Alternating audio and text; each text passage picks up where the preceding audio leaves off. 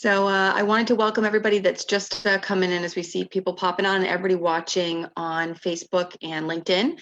My name is Nikki Caboose. I'm VP of Development for Palm Beach Tech. And we have, excuse me, we have Anjali Leon that's going to be doing a product workshop for us this morning. I wanted to briefly just go through a little bit about Palm Beach Tech for those of you who don't know what we are and what we do. Basically, we are a tech nonprofit. We started just about 5 years ago. We'll actually have our 5th year anniversary party on July 29th. And we basically just made the announcement about a little over a month ago that we're going to be expanding to become a regional South Florida organization. So now we'll be able to touch a lot more people across the region. We currently have been working on members over the last year and have members that are from Miami to Martin County. Still a majority in Palm Beach County because that's where we were built, but definitely, you know, if there's anybody interested in membership, getting involved, any of the activities like today with the workshops we have going on, please, you know, reach out to us. Website is www.palmbeachtech.org. And we do work with the local colleges, universities, coding schools, any headquartered companies, any of the local tech talent. For instance, we actually do have a virtual career expo coming up July 15th as well. So anybody, especially through all of the COVID-19, a lot of people that have lost the jobs or things have changed for them, we do want to make sure that we can help you get you guys back to work. So I'll drop that information in chat as well for everybody, but that will also be on our website. But I wanted to just hand it over to Anjali, let you explain a little bit about yourself, what you do, and feel free to take it from there, and you can share your screen and everything whenever you're ready. Awesome. Well, thank you, Nikki. You're welcome everybody. Good morning, or should I say good morning, or maybe it's good afternoon or good evening, because one of the things that has happened over the last few months is that it has allowed our COVID situation and our virtual world has allowed us to really connect with people from all around the world. So welcome. And in fact, I would love to hear where folks are from, because we have some here in the Zoom call and then some from in the other channels. So whoever is connected, just drop and let us know where you're connecting from. Hey, Anjali, Shyam. Sorry, go ahead. Hi, Shyam, where are you? Hey, Anjali, Shyam here. I'm from Atlanta, Georgia. Oh, nice. I'm an Agile coach working for Cognizant and helping clients in delivering the working software or the value. Awesome. And then we have Hope Sound. So we have Florida and we have Atlanta, and anything coming up, Nikki, on any of the other channels? Let's see. Ali, you're looking at some of them, right?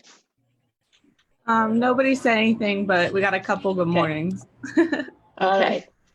Awesome. So they're in our own time zone. And then for those who are on the session, what's your experience with the topic today, product discovery? Perhaps some of you, it's completely brand new to you, so you're excited to understand what it is. And then some of you might be experts who are just here to check up on me. So just let me know what that is for you. Maybe it is from a scale of 0 to 5. 0, no experience at all. 5, that you are an expert as well. All right, so we have some 2s, some 0s, and I know Jessica, yes, I would have expected. Awesome. And then maybe you're getting something from the other channels as well. And just let me know, Alex, Ali, and Nikki, as anything comes in from any of those channels. So welcome. I have a couple other questions just to understand and to frame our conversation today. And again, you can use the chat. Today, our workshop is going to be a little more interacting with a simple tool of chat instead of bringing a whole bunch of other collaboration tools, which is my normal modus operandi. But today, we're going to just use the chat. So on a scale of 1 to 10, and you can type IDK if you don't know, how satisfied are your users and customers with your product or service? Just drop it in the chat. We have a few IDKs. And my next question, if you answered IDK for the first one, then likely it's IDK for the second one too. So on a scale of 1 to 10, how closely does your product reflect the goals of your users and customers?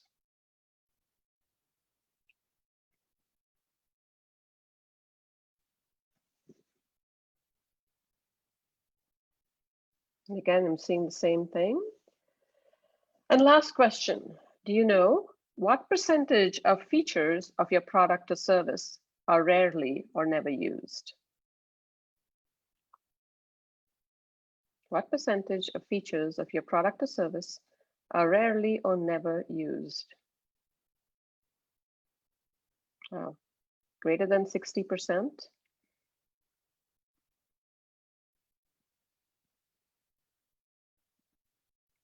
Any other input? So this is interesting, and I suppose this is why you're here for this talk today, because these are some of the questions that many of our organizations have a difficult time answering. If you answer an 8, 9, or 10, you're probably in the minority, and we would really like to hear what you're doing in your organization and bring that to the rest of us. And you know, the last question, there was a study done, or multiple studies done, to kind of figure out what percentage of features are actually being used by our customers. And this one study reflected that, again, 64% of features are rarely or never used. Yet we put a lot of time and effort into that. And that's where product discovery comes in. So I'm going to talk a little bit, I'm going to talk about that in a minute, but let me introduce myself to you in case this is the first time you're meeting me. So my name is Anjali Leon. I'm an agility coach and consultant that's based here in South Florida. And so I'm a proud member of South Florida, the South Florida tech community. And I'm so grateful to Ali and Nikki and Monica for giving me this opportunity to do this session with you today. You know, my early career was that of a techie, and it was about 10 years ago that my curiosity and interest in people and organizational puzzles exceeded my interest in math puzzles, and I kind of shifted the direction of my career and became an Agile coach. So today I run a boutique coaching and consulting practice that specializes in value-driven product leadership and values-based people and personal leadership. I also do one-on-one coaching and mentoring for individuals. So if that's of interest to any of you, reach out to me. But this topic of product discovery really ties in that value-driven product leadership and values-based people leadership, like you'll see. One more thing that I want to give a plug for is I am founder of Empowering South Florida Women in Agile, and I currently co-lead it with 5 other amazing women. So if you want to continue your knowledge and expansion of Agile, please do join our group as well. So my interest in product discovery really came from helping my clients have better answers to those 3 questions that I asked you, because they were I found them in a similar place, either scoring very low on those questions or not having an answer to those questions. So in today's session, unlike my usual mode where I always have some version of stickies and Sharpies for you all to interact with, we're going to mostly use the chat for this conversation. And I'm going to put my familiar teacher hat on as I teach you a little bit about this concept of product discovery. So the objectives or the learning that I hope to convey to you today is, what is product discovery? Again, from my perspective. Why product discovery? Some elements of the discovery framework that I bring when I teach and coach in organizations. And then what might you want to consider if you were thinking about bringing product discovery into your own organization? For those of you who might not be developing products, you might wonder, does this apply to you? I want you to stretch yourself with a little bit of imagination and think about how this could possibly apply, whether you're doing a service, just like Palm Beach Tech serves the community, or if you can apply this to a process or transformation in your organization. I think this product thinking goes beyond just actual physical products. So let me start with the first question. What is product discovery? So this is like how I like to define product discovery.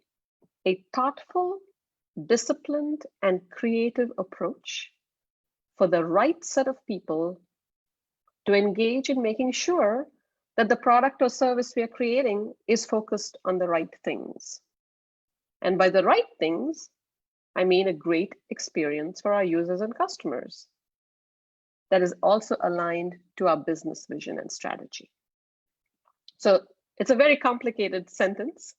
And as we go through the rest of this session, you'll probably see elements of this appear in how we actually implement product discovery.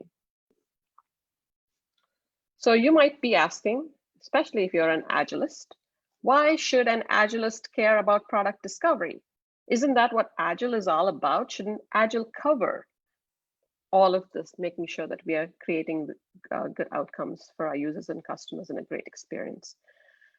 And if we look at this document, the Agile Manifesto, and for those of you who are new to Agile, this manifesto is exactly this, very simple set of statements in just a few words that captures the sentiment behind an Agile way of working. And you'll see the section that is highlighted in the blue really captures what Agilists value, or when we work in an Agile way, what are the things that we value? And it states individuals and interactions over processes and tools, working software over comprehensive documentation, customer collaboration over contract negotiation, and responding to change over following a plan. And it states that as we value the items on the right, we value the items on the left more. And when we say value, we mean where we spend our time and energy and effort. So if we look at this, I'm sure that all of you, whether you're an Agilist or not, will agree that if we were to spend our time, energy, and effort on the things on the left, more than the things on the right, we will be creating better outcomes for our customers and for our users and for our business. Would you agree? And it probably brings up pictures, an image like this, a team working together, collaborating, really trying to understand their customer, engaging with the customer, understanding their needs and pain points, and figuring out how they can get insights about creating features that actually address that customer need. And I have seen this work really well in many small organizations, particularly startups, where they have no choice but to be in tune with the customer, engaging with the customer as they evolve their product. And I've also seen this work well in organizations that have brought this discovery mindset and integrated it into the way they work. But a vast majority of organizations that I go into to coach, I see something different. I see a new objective emerging, a lot of attention on quickly creating features that are high quality, scalable output, building efficiency into their systems. And it's a worthy goal, as long as it still addresses the real needs of the customer, creating good experiences for the customer. But what is happening is a lot of effort, energy, focus, and time spent on, yes, creating high quality, scalable output, and less time and energy and effort making sure that that output is creating better outcomes. A lot of those features are based on guesses and assumptions, and it takes a full delivery cycle, the investment of a full delivery cycle, to make sure that what they're doing is actually meeting the needs of the customer. That's a pretty hefty investment.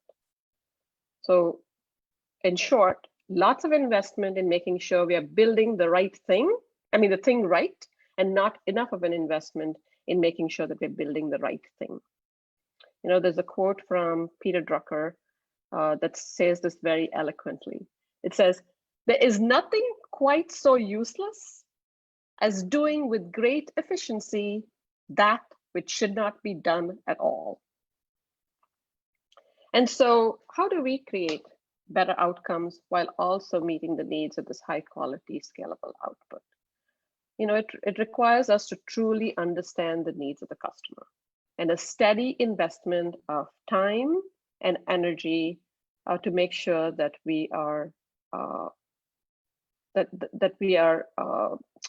getting the right set of people to focus on this. If we don't do it, obviously results in some pretty frustrated customers. And I'm sure that many of you will have stories to tell of a frustrating customer experience. As I'm saying this, like images are coming up in my mind of the times when I'm searching all over the screen for the one button that I know should be there, or having to go through multiple tabs just to do something very simple. Or this one, for sure, my pet peeve, and it might be yours as well, is having to enter every field in a form all over again because one of those fields was invalidated during the validation process. Anyone experience that? So obviously there's something that's missing. And I'm sure that you all have many, many stories to tell about this. So how do we restore a better balance? How do we create this high quality scalable output while creating better outcomes? And that is to balance out the efforts of delivery with the efforts of discovery. And I'm going to dig a little bit deeper into what I bring and teach organizations, and that's not unique to me, there's many other people who do it as well, to be able to create this better balance. So I have a question for you all. What is happening in your organizations?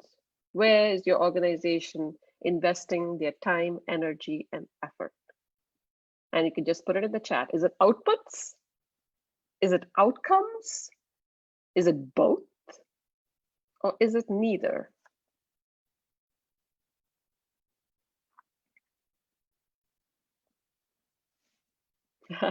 Jessica says she doesn't know because she starts on Monday. Maybe Jessica, you can share about your previous organization. And Ashley says trying for both. And I know Ashley, if it's the same Ashley that I know, she's an entrepreneur, and I'm so glad to hear that it's both. And if you have a few more on both, and somebody, and that it is hard though, and then we have somebody who said output. So luckily nobody said neither, because then you'd really be in trouble. But hopefully it's a good balance of both outputs and outcomes. And if you don't have that, then it's time to maybe strike a better balance. So what I'm going to share with you, really, any expert really stands on the shoulders of other experts, who in turn stand on the shoulders of yet other experts.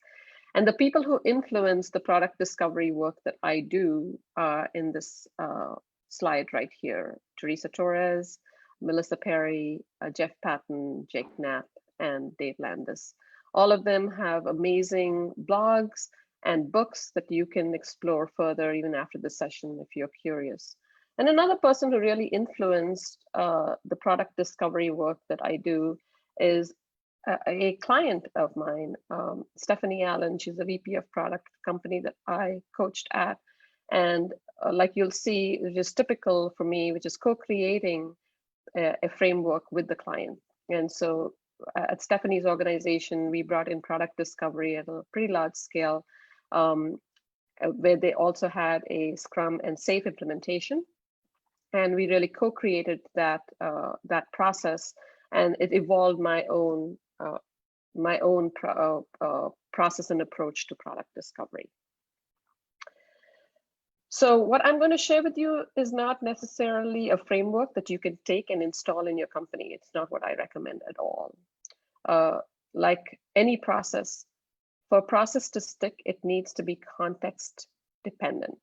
We need to really understand what is happening in the organization and integrate something new into that, into what is currently happening. And so when I approach product discovery, I really think about these 4 elements of product discovery into that new process that we might be creating for your organization. So 1 is cross-functional participation. Number 2 is bringing in the principles of design thinking. And in fact, some of the aspects of design thinking into the product discovery work. Number 3 is integrating it into your existing processes. And number 4, setting clear expectations and then bringing in adaptation of that process as we go along. So let me elaborate on each of these just a little bit for you. So first one is cross-functional participation. I mentioned previously that we need to get the right people to focus on engaging, that we're making sure that we have the right things in our product or service. So what is that? What are those right people? Who are those right people? So when we think about the right people, we're thinking about cross-functional participation. And what do we mean by that? So we have a team that has a diverse skill set.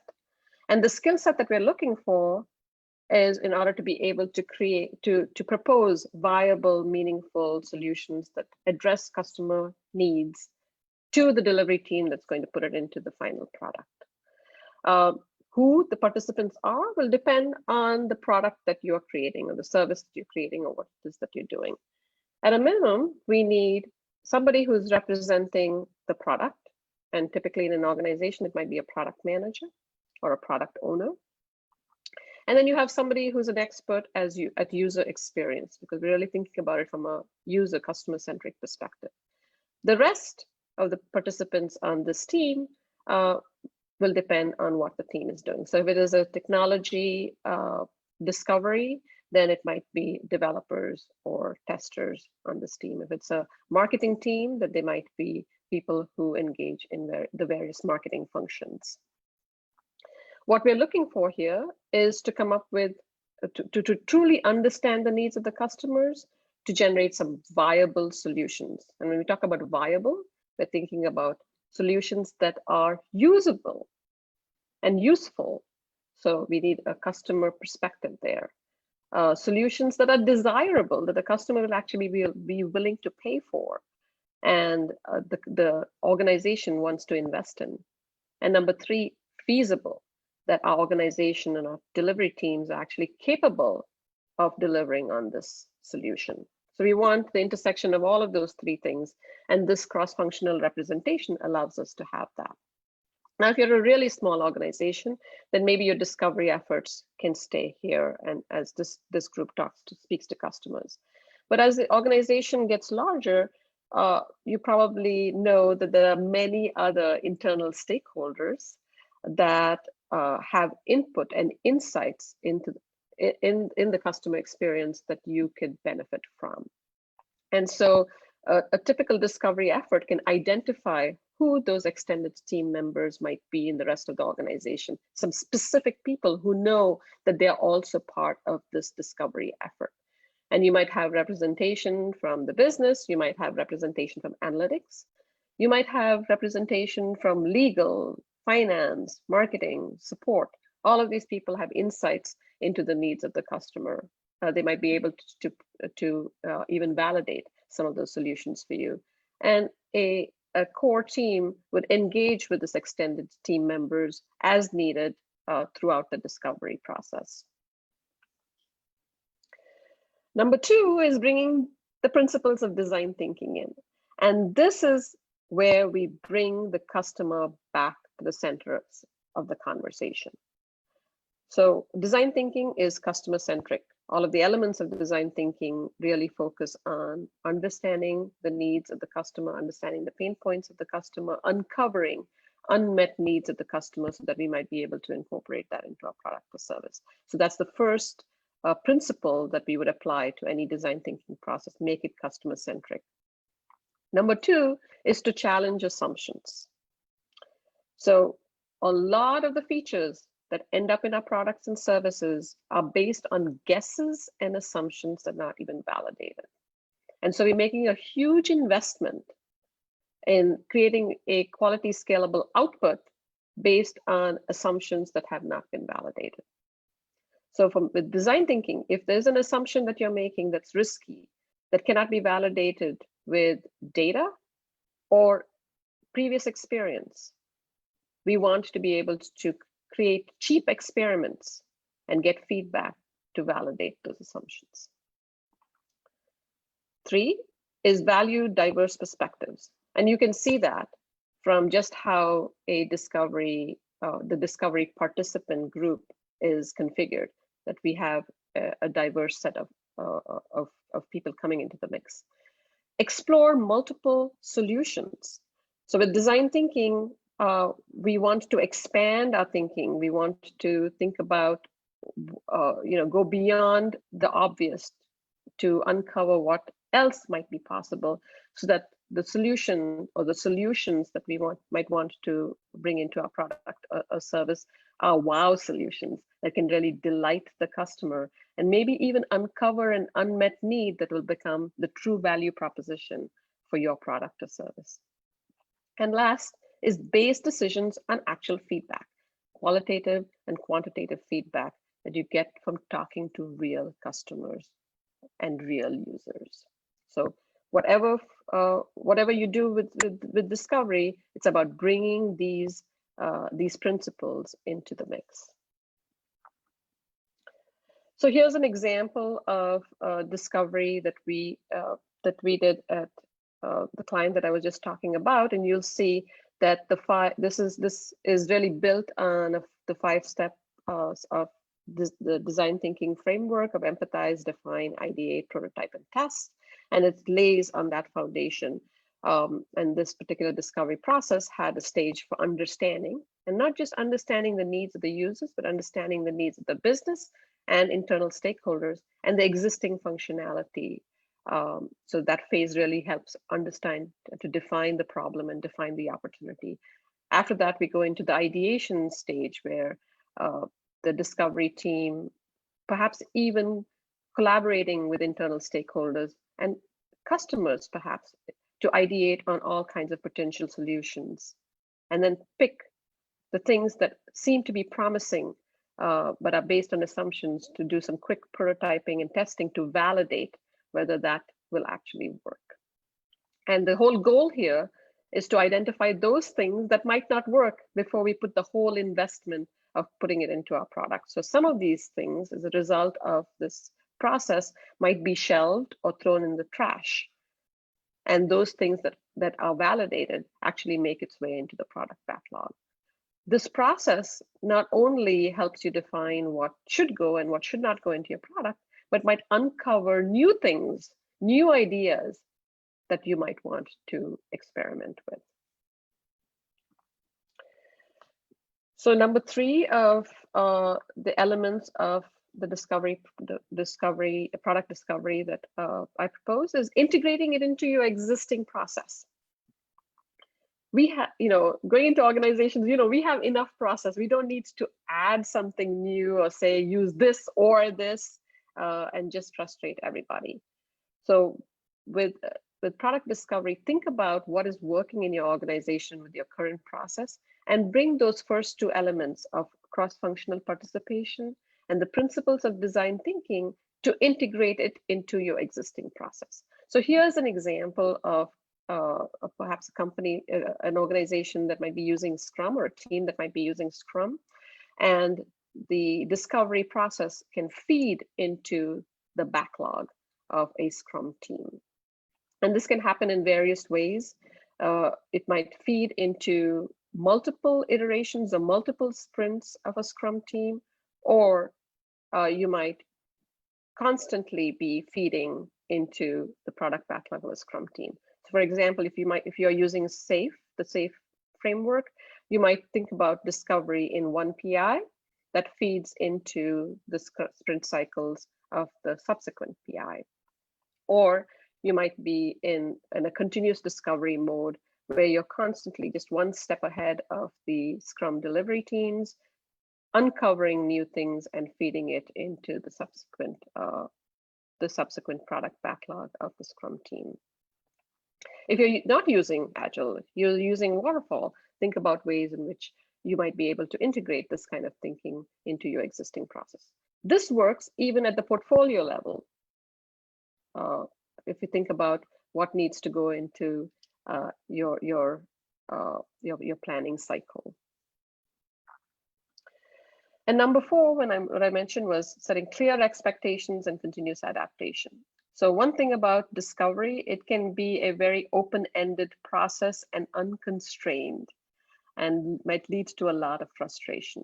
So one thing is about setting some clear expectations for the discovery, which involves setting a clear goal for the discovery. So each discovery needs to clearly articulate what is it that we're trying to answer? What are the assumptions that we're trying to validate? Use a time box. Think about how much of an investment do we want to make in this discovery? And you can always come back and extend that time box if it is worthwhile. But having that constraint helps you stay focused. Limit the work in progress of the discovery efforts.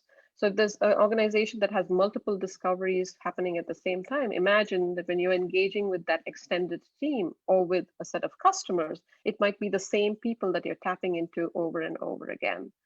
And in order for it to be sustainable, limit the number of discoveries that you are embarking on. And that the number that you choose might be influenced by the rate of delivery and the rate at which you need to replenish the team's backlogs. And then inspect and adapt. No process takes hold unless it is owned by the people who are actually using the process.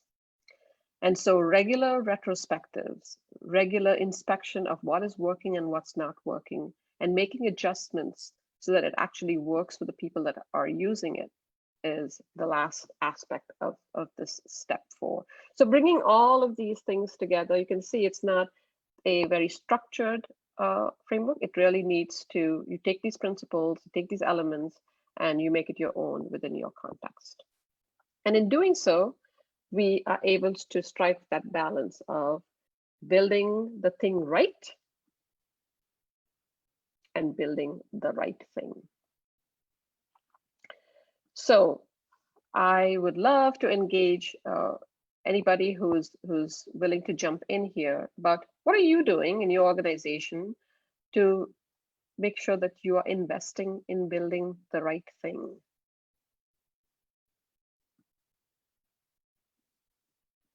Anybody would like to share? You can even put it in the chat, and if you are brave enough, you can turn on your camera and your microphone and share with us verbally.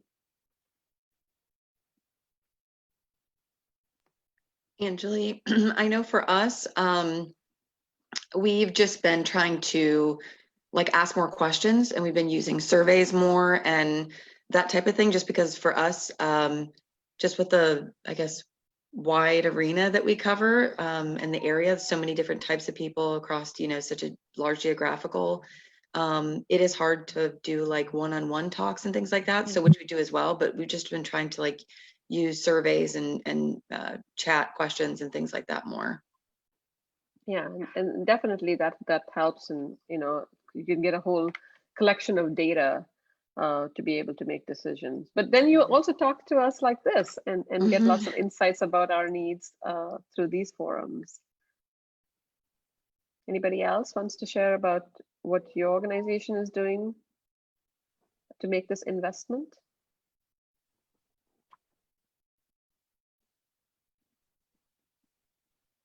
All right, if I have no answer, then you probably need this next slide. So what if you want to bring this product discovery or discovery into your organization? So I have, just based on my previous experience, some advice to offer if you're thinking about doing this for your own organization.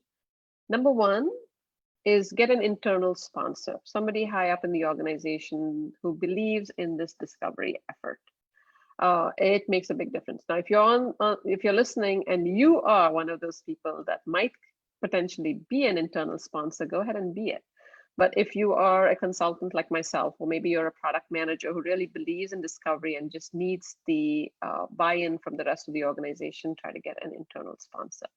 For me, in my last engagement, Stephanie, who I mentioned before, was instrumental in making this discovery process work in her organization, because we need to get buy-in for that cross-functional participation from many other stakeholders inside of the organization, and then access to customers to actually have those meaningful and engaging conversations, and then to create the space for us to be able to do the discovery, because it is an investment. So that's number one. Number two is be strategic and intentional about discovery. What do I mean by that? Is that not everything requires discovery. So if you are making an assumption that for which you have valid data that you can rely on, and these days we are all collecting so much data, and if you're able to get good insights from that data, you can use that. Or maybe you have some folks in your organization who have had previous experience. But if you have a human at the other end of your product or service, then you likely want to have engaging conversations with them. But align it to your organization's goals, strategy, and outcomes, and even your organization's roadmap as to what discoveries you pick on. And then be intentional about discoveries. Like I said, it is an investment, so you have to actually make the time and space for it. Most of our organizations are, we are biased towards just creating the solution and jumping to the solution.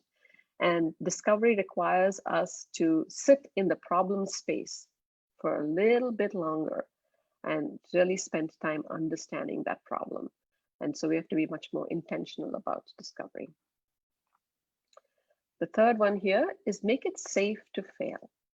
The whole point about discovery is to find those things that are not going to work, which means doing a lot of experiments to throw out the things that don't work so that we can bring in the things and invest in the things that will work. And that those are the things that make its way into the investment of making it a quality, scalable output.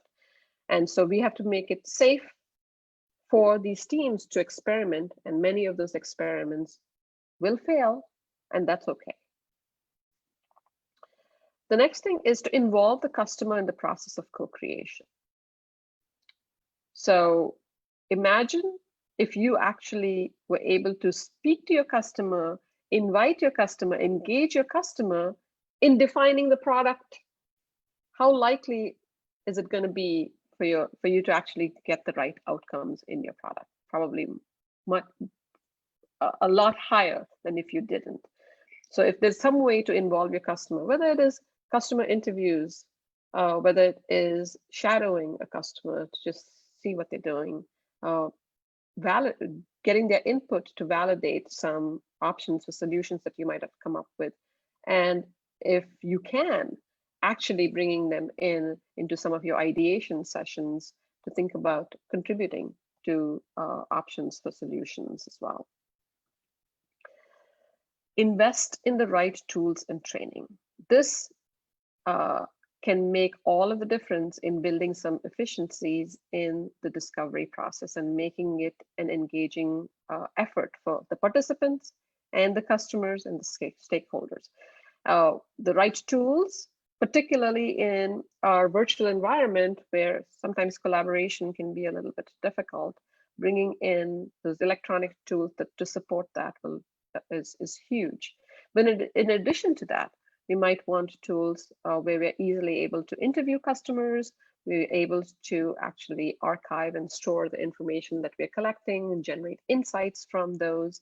Also, tools that can allow us to do quick prototyping, visual prototyping and testing, so that we can get some feedback where customers can actually see what this end result might look like. And user testing capability, where you might have access to a whole bunch of users to test and validate the ideas that you're coming up with. And last but not least, make it your own. The only way it'll stick is if this process is focused on the context of your organization. And so put the effort in to take the principles to make sure that we're having cross-functional participation and integrate it into your existing process. And if that seems overwhelming, give me a call and I'll come and help you and help you navigate through this process. I also have a bunch of public workshops coming up that are Design Thinking and Agile workshops that are very interactive. I have the Vision to Value program that's coming up, which will help bring product thinking into your organization, and the Certified Agile Leader program coming up. So go to ppl-coach.com/workshops or just reach out to me. I'm always happy to talk about this topic and more. And with that, I shall open it up to questions if anyone has some questions and wants to explore this topic even further. Hey, Anjali, I actually had one. I dropped it in chat a little bit earlier when you were on the a slide that looked almost like a funnel, that one, because it looked like underneath you were kind of showing like almost how much time should be spent in those areas, if I was reading it right. But I was just curious, you know, what do you think is the most this one? Yes, that one. Yeah. Like, which one do you think is the most time spent for most companies? And then which one is the most important? And the reason I ask that is to give you an example is, you know, I'm very much a little OCD and more of a thinker, and I'm a planner. So I have a tendency to kind of doing the beginning process of thinking through things and not like moving forward towards them sometimes. But then, you know, I have a hard time in personality wise, like on a team with people that are great idea people, but they don't think about like, you know, the process of like actually putting something together. So I guess it's a two-part question is how much time should be spent in either of these areas? And then how would you suggest working with somebody that is the opposite type of thinker as you?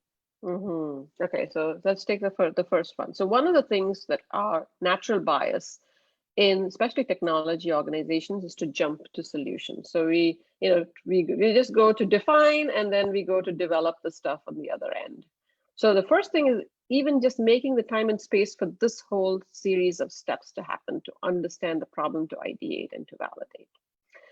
So the biggest struggle we have is spending time here, which is in the empathize and define, the understanding stage, because this is where we are trying to truly understand what is the problem. And whatever time we spend, it feels like not enough in this. So from what you are, you know, in your particular environment, it might be a little bit different because you're so customer focused and always engaging with the customer. So you might be able to understand their problems a little bit better. But maybe, you know, even you think that maybe you may not be spending enough time to synthesize what you're observing, to identify what are some opportunities of the needs that you can address. So here's one place where I feel like organizations can spend a little more time. Ideation, people love this. So here, in fact, as a matter of fact, we want to constrain the ideation process. We want to limit our time in ideation in thinking about let's think about all of the things that we can think about in this period of time before we can jump to solutions. So, and then the next place where people don't spend enough time is in the prototyping and testing, really disciplined prototyping and testing. But this is not really a linear process, though it kind of feels like that here. Sometimes after every one of these stages, you might uncover something that you know, in ideation, you're kind of empathizing with the customer again, and you might be defining a new opportunity or a new problem. When you're prototyping, you might come up with something. So this is, you know, it goes back and forth and back and forth. What we want is to be able to say, okay, whatever the time box is, what can we uncover in terms of what we want to put into the product that we can come up with inside of this time box. Now, that book that I mentioned called Sprint describes a process that is exactly 1 week long to uncover what might go into a product. And so the team dedicates these 5 days to do these various steps, bringing in customers at various points, bringing in internal stakeholders to get feedback, but they're just focused on this 5 days in coming up with what that the initial design of what that product might look like, getting feedback from customers. In the case of the organization that I mentioned that put this particular structure into place, they held a time box of 1 month for a particular discovery goal. And the teams got the flexibility on how much time they spent in each of these stages. But the idea was that they would have an answer to the original question, the original goal, within that 1 month time period or less. And then another organization that I worked with, it was just a continuous process. So they would just look for what is the next thing that we're seeing in terms of empathizing, in terms of a problem for the customer, what can we do to incorporate it into the product? And then they fed it into the delivery team. So it was much more fluid. It didn't feel like there was a particular time frame associated with the entire process. But I'd say spend more time in the problem space, spend more time in the validation space, because we're not doing enough of that. And I forgot your second question. Second part of your question. Sorry, it was just personality wise, like kind of, if somebody has a tendency to spend more time in one side and another one, how do you kind of bring them together? Yeah, what I love about the idea of diverse perspectives is that probably both of you add value in the way you show up. And if we are focused on the goals and the time box, it allows us to kind of reframe what we bring to the table. That gives us the constraint to bring our special value to the table. So in terms of, you're a planner, but you can go on and on and on and on and on planning forever if you didn't have a constraint. And then the other person who is quick to go to implementing now has, this process says, hey, pause, spend some time really understanding the problem, exploring some options, validating those options before we jump into actually putting it in place. So it's the process itself is creating a structure for both of you to be effective in your special gifts. That's how I see it. And so, I think the value of these various perspectives, the value of these various inputs is really useful in this process. I think Sean has a question. What are all the skill sets do we need to have for all product discovery activities or design thinking? Can you suggest a few? And so this is one of the things that you'll see in the Design Thinking and Agile workshop that I do. You'll see all of these skill sets coming out. So the first one is our ability, when we think about empathizing, it's our ability to listen to what the customer is saying, to observe, to be curious. So that's one aspect of some skills that we need to develop in order to be able to really understand the customer. In the ideation phase, we want to be able to visualize solutions. So visual thinking, imagination, building on each other's ideas is huge in this particular stage. And so if you are able to, even if it's rudimentary drawings, develop your skills as far as artistry is concerned. It's going to help you a lot. And then in terms of prototyping and testing, it's depending on the discovery that you're on. So here's where a lot of if you're a technical team member, maybe your skills in doing some quick coding or doing some scripting, creating some quick tests, adding it into the user testing tool, all of that stuff comes into play. So your versatility as a technologist, if you're thinking about a technology solution, is hugely beneficial in the prototyping and testing stage. But again here, power of observation, a power of listening, a power of seeking feedback, all of that stuff is incredibly useful. I find in discovery, you end up using a lot more of your human skills, even more than technical skills. So I have this list. It's like curiosity, empathy, imagination, creativity, and discernment. Discernment, when I say discernment, I mean the judgment to say, okay, do I have enough information to move on from this? Is this information telling me that it's something that I should shelve or I need to move forward with? So I hope that helps answer your questions, Shyam.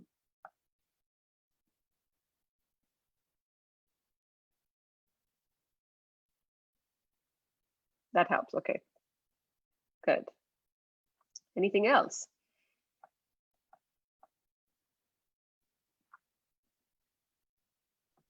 Allie, do we have anything on social that we're missing? No. I think that's all the questions we have so far. Awesome. So if anybody out there has additional questions that come up, I am very engaged in LinkedIn, so you can always find me there.